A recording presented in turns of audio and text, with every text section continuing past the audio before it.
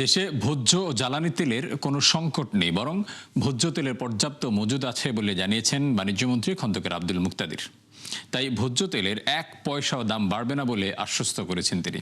জানান, বাজার নিয়ন্ত্রণের প্রয়োজনে জোরদার করা হবে অভিযান। আরও জানাচ্ছেন শারমিন নীরা।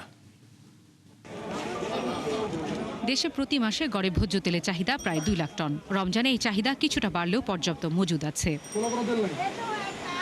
দেশের ভোজ্য তেল পরিস্থিতি নিয়ে সোমবার সচিবালয়ে ব্যবসায়ী প্রতিনিধিদের সাথে বৈঠক করেন বাণিজ্যমন্ত্রী। পরে তিনি কথা বলেন সাংবাদিকদের সাথে। যেটা আছে সেটার ভিত্তিতে আমাদের মূল্যায়ন হলো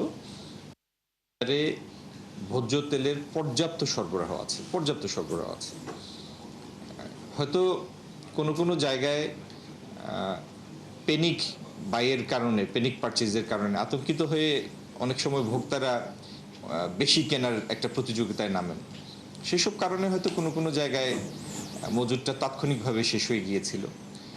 এছাড়া স্বাভাবিকভাবে বাজারে সরবরাহ পরিস্থিতি ভালোই আছে। মন্ত্রীর কথাও শুনেছেন, এই মুহূর্তে জ্বালানি তেলেরও কোনো সংকট নাই, গ্যাসেরও কোনো সংকট নাই, মানে এলএনজি আমদানির ক্ষেত্রে কোনো গ্যাসেরও সংকট নাই, ভোজ্য তেলেরও কোনো সংকট নেই। এ সময় তিনি বলেন, কৃত্রিম সংকট তৈরি করে কেউ দাম বাড়ানোর অপচেষ্টা করছে, তবে বাজার নিয়ন্ত্রণে জোরদার করা হবে অভিযান। বাণিজ্য মন্ত্রণালয়ের অধীনে তো ভোক্তা অধিকার দপ্তর আছে, তারা তাদের কাজ করবে, আবার করবেও।